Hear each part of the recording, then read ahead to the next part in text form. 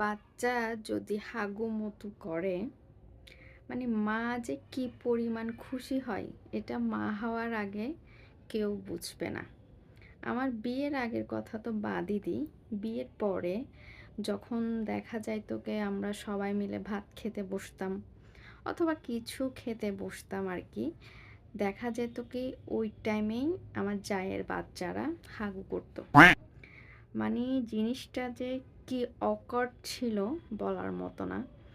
যখনই ভাত খেতে বসতাম ওরা দেখা যাইতো হাগু করতো। তো বাইগান। ভাবিরা উঠে দেখা যাইতো পরিষ্কার করে দিত। মানে আমার তো কেমন যে লাগতো তখন, মানে বিশ্বাস করার মতো না। আবার এসে ভাত খেতে বসতো, মানে বলতাম যে ভাবি কেমনে করেন এইটা সেটা।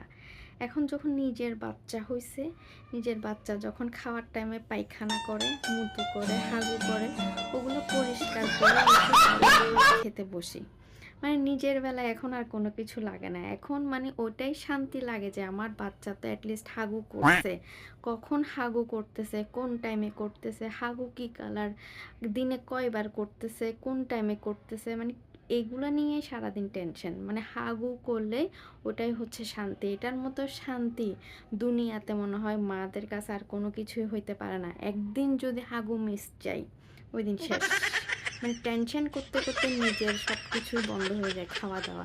মানে আজকে তো হাগু করে নাই।